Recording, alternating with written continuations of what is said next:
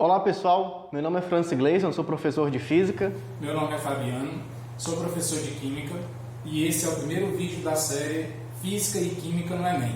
Nessa série vocês poderão acompanhar muitos experimentos e muita teoria, tudo com uma abordagem voltada para o Exame Nacional do Ensino Médio. E o primeiro experimento logo após a vinheta.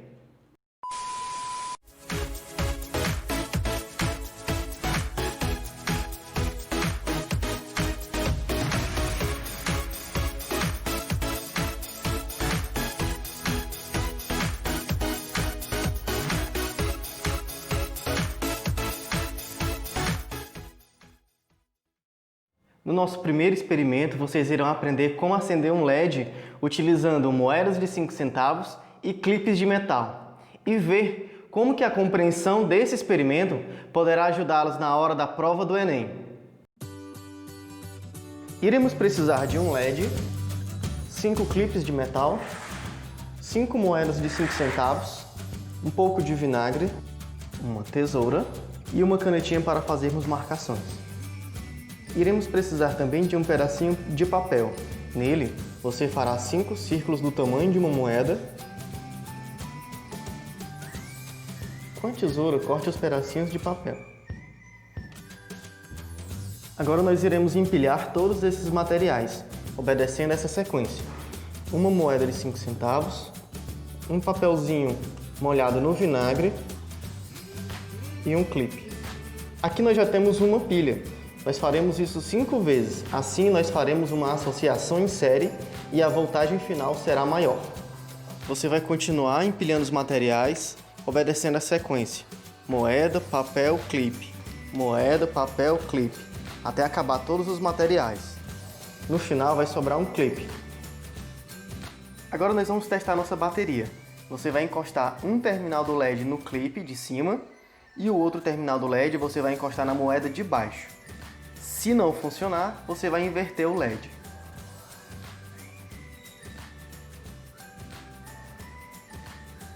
Você pode ainda envolver esse sanduíche com durex para ficar mais firme.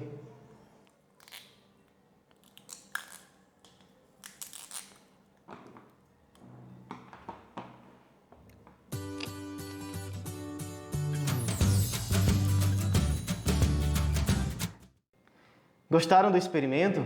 Eu tenho certeza que agora você deve estar curioso para saber como que moedas de 5 centavos e clipe de metal, junto com vinagre e pedacinhos de papel, podem gerar eletricidade.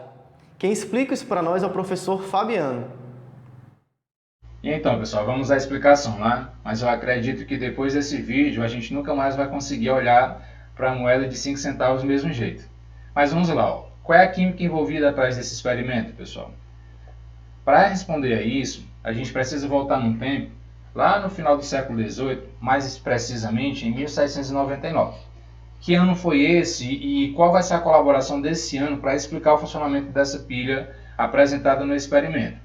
Foi o ano em que Alessandro Volta ele apresentou o seu primeiro trabalho, que consistia exatamente numa pilha. Como é que era essa pilha? Vocês estão vendo aí na imagem, né? Essa pilha ela era constituída de um disco de cobre, um disco de zinco, um cobre, zinco empilhados um sobre o outro, e entre esses discos existia um tecido embebido de solução ácida. Quando esses polos eles eram ligados, existia uma transferência de elétron. E essa transferência de elétron fazia com que houvesse uma condução de energia. Mas eu vou explicar isso mais detalhadamente nos próximos slides. A ideia é a seguinte, é comparar esse experimento que aconteceu em 1799 com o experimento apresentado aí pelo professor Francis Gleison, exatamente 221 anos depois. Faça as contas direitinho aí. O que é que a gente tem nesse experimento? Ó, a gente tem esses 3 materiais. O clipe ele está representando o eletrodo de zinco. O papel é esse tecido aqui embebido de ácido. E a moeda de cobre é exatamente o disco de cobre. Então, quando é colocado, né, um sobre o outro, eu estou falando aí uma pilha em série. E aí vai ter uma diferença de potencial que vai estar gerando uma eletricidade necessária para o que a gente quer. Ok? Essa diferença de potencial que a gente chama de DDP, e ela varia dependendo do material que eu estou utilizando. se eu estou utilizando zinco e cobre, existe um DDP. Se eu utilizo níquel e prata, eu já teria um outro DDP, ok? Então, assim, ó, essa explicação, pessoal, essa parte mesmo, né, do experimento, ele tem um embasamento teórico na química, num ramo, né, de eletroquímica. O que é eletroquímica? É a parte da química que estuda a energia elétrica envolvida nas transformações químicas. Ela pode acontecer de duas formas. A gente pode ter a pilha, que é o processo de conversão da energia química em energia elétrica. Esse é um processo espontâneo. Só em estar em contato um metal com o outro já existe uma tendência natural de um perder elétron para o outro. Aí vai depender do potencial de redução desse material.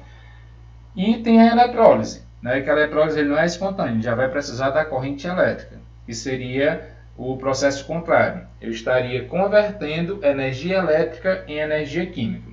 Então, assim, nesse experimento a gente estava envolvendo o eletrodo de zinco, de cobre, o zinco representado lá no experimento como aquele clipe e o cobre a moeda.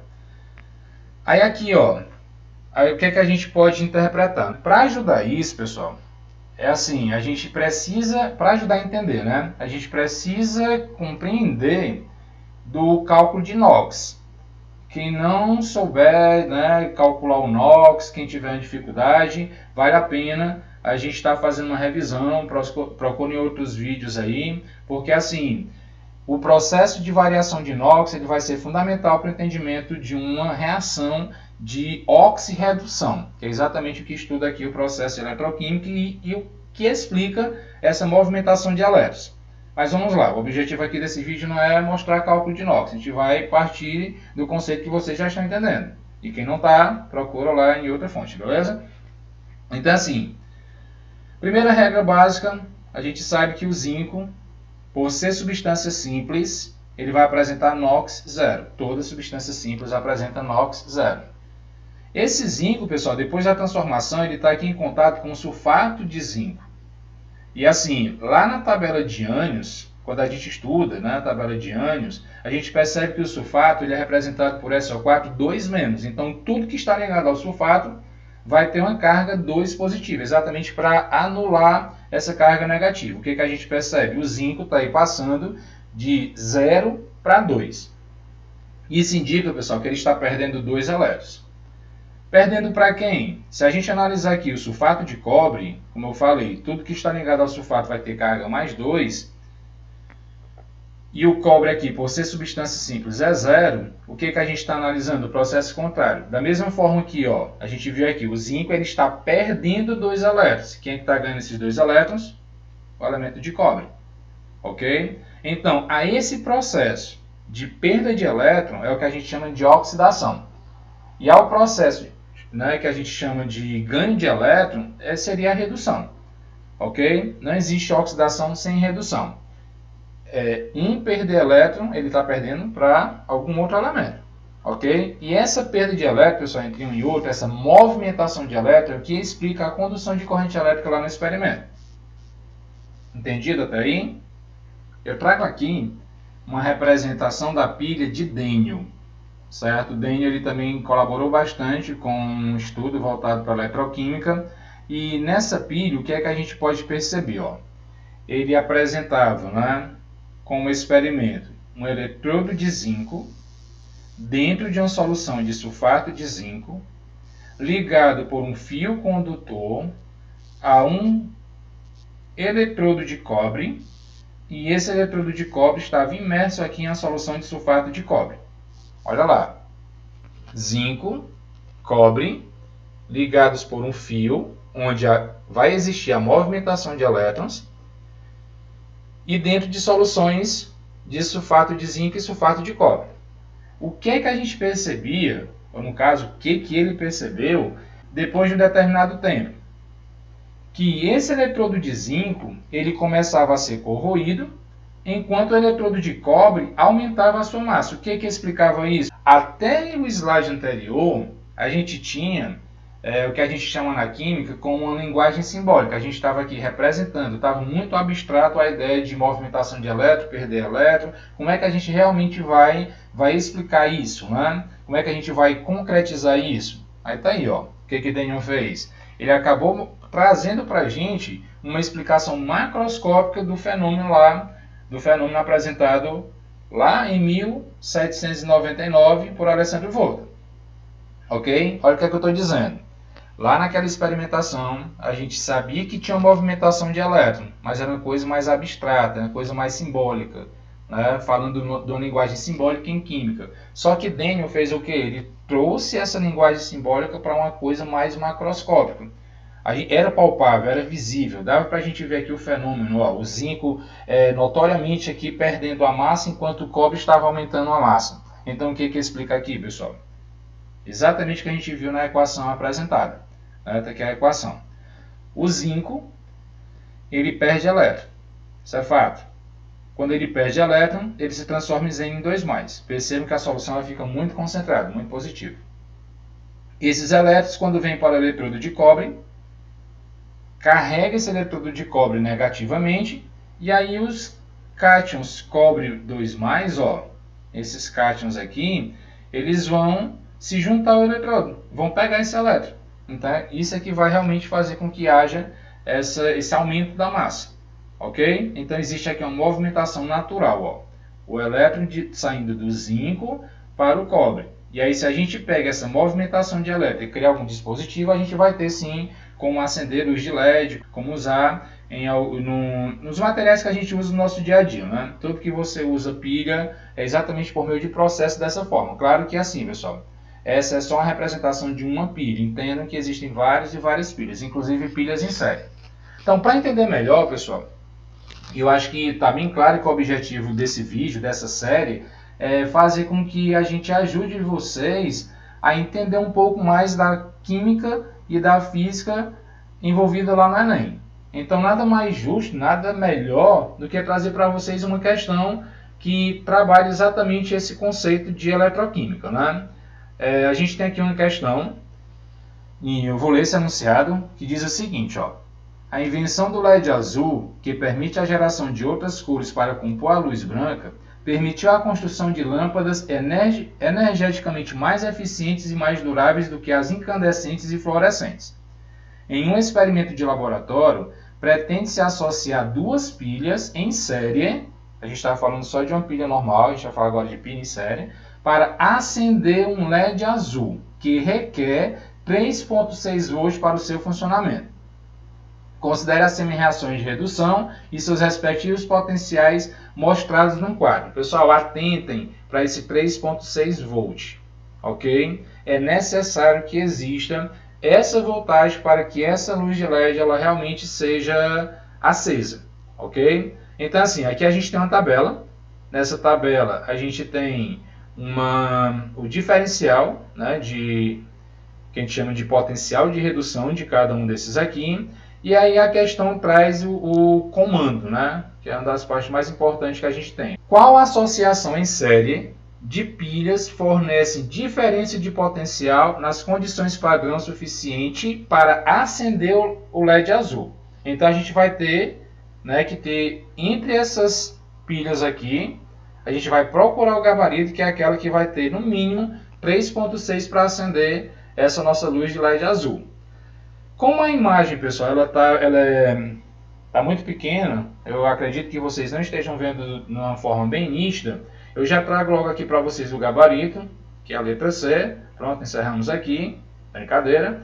Na realidade, eu já coloco para vocês aqui, porque a minha pretensão é ampliar essa imagem. Eu quero ampliar para ficar mais fácil, mais visível para vocês. Ó. O que é que a gente tem? Eu vou explicar aqui o gabarito. E se você entender a resposta do gabarito, e se você fizer os cálculos com as outras questões, você vai ver realmente por que esse aqui é um gabarito. Tá? Olha lá. Eu tenho aqui, pessoal, o sério. Eu tenho o zinco. Isso é uma parte da pilha em série. Eu tenho o dicromato e o níquel. O que é que eu vou precisar entender desses aqui? Né? O que é que eu vou precisar entender? E como é que eu vou chegar lá ao meu resultado de, no mínimo, 3,6 volt, né? Que é o que a luz de LED necessita. Olha lá. Analisando a primeira parte da pilha, a primeira parte, ó, a gente percebe o seguinte: o sério 4+, se transformando em sério 3+, ele apresenta um potencial de redução de mais 1,61 volt. A gente analisando aqui o zinco 2+, recebendo 2 elétrons, se transformando em zinco aqui, que é o potencial de redução menos 0,76. Pessoal, olha lá. O sério apresenta o potencial de 1,65 positivo e o zinco apresenta o potencial de redução de 0,76 negativo. Quando esses dois elementos estão em contatos, um vai perder elétron para o outro. Ou seja, um vai sofrer redução e o outro vai sofrer oxidação. Quem vocês acham, com base nesses potenciais de redução, que vai sofrer redução? É lógico, pessoal. Né? O que a gente percebe? Se o sério tem um potencial maior, um potencial de redução maior, é ele que vai sofrer redução. Então, no caso zinco, ele vai sofrer uma oxidação. Então, existe a necessidade de inversão dessa equação.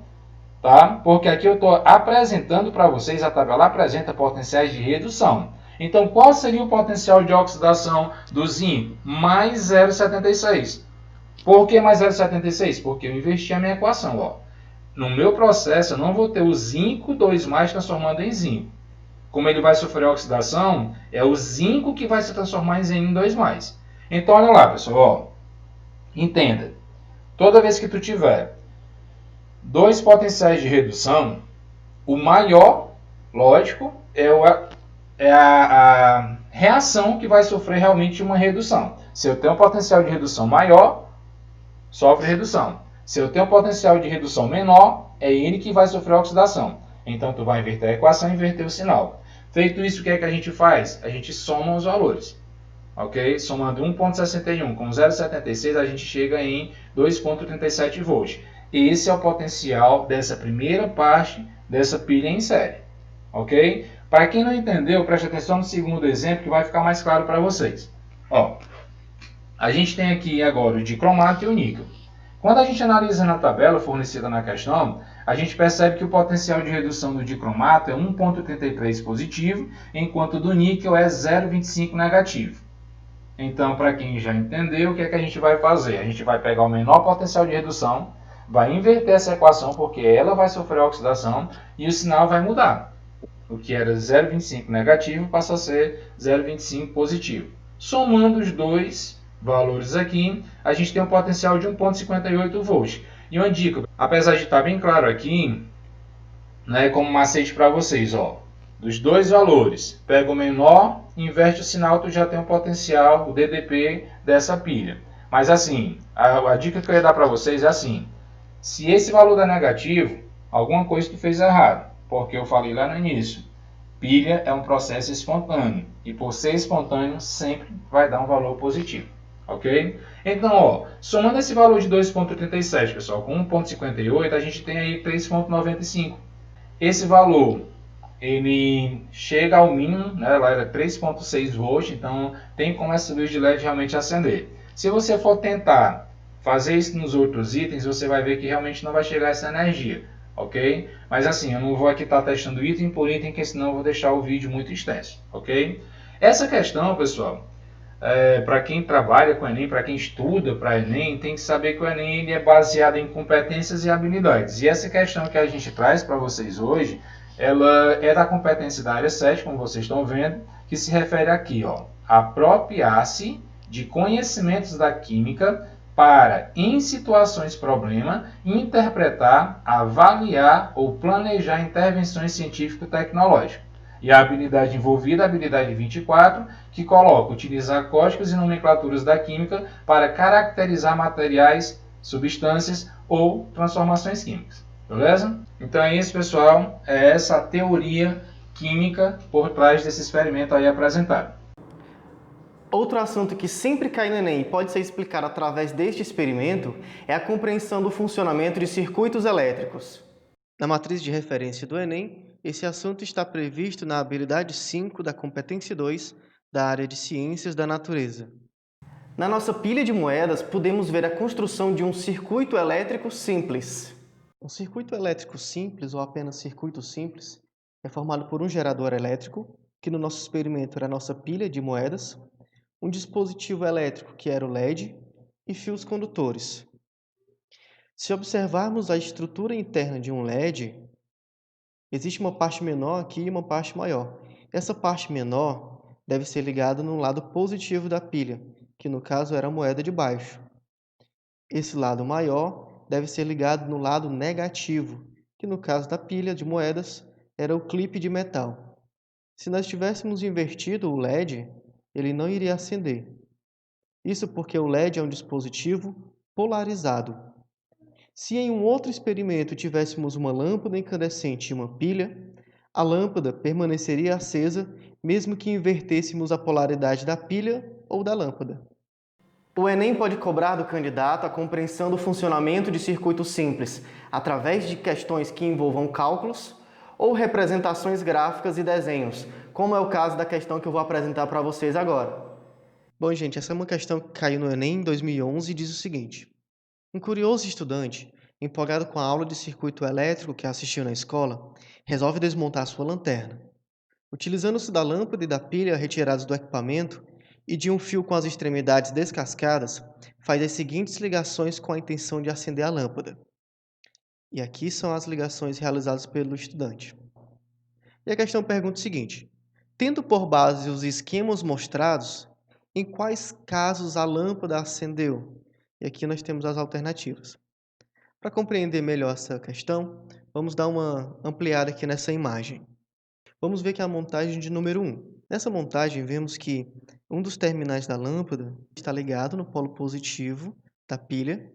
O outro terminal da lâmpada, através de um fio condutor, está ligado no polo negativo da pilha. Portanto, a montagem 1 irá funcionar. Na montagem 2, nós temos um terminal da lâmpada ligado diretamente no polo negativo da pilha.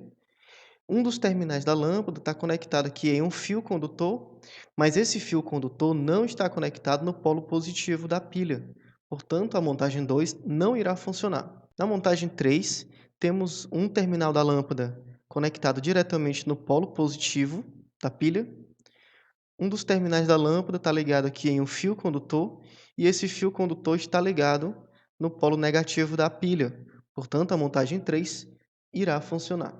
Na montagem 4, vemos nitidamente que essa lâmpada não vai acender, porque esse terminal da lâmpada não está conectado nesse outro polo aqui da pilha. Portanto, a montagem 4 não irá funcionar. A montagem 5 também não irá funcionar, porque nós estamos vendo que esse polo da pilha está conectado no vidro da lâmpada. Deveria estar conectado nesta parte aqui. Portanto, a montagem 5 não irá funcionar. Na montagem 6, nós temos, na verdade, um curto-circuito. Vejam que o polo negativo da pilha está conectado diretamente no polo positivo dela, porque essa parte aqui da lâmpada é condutora de eletricidade.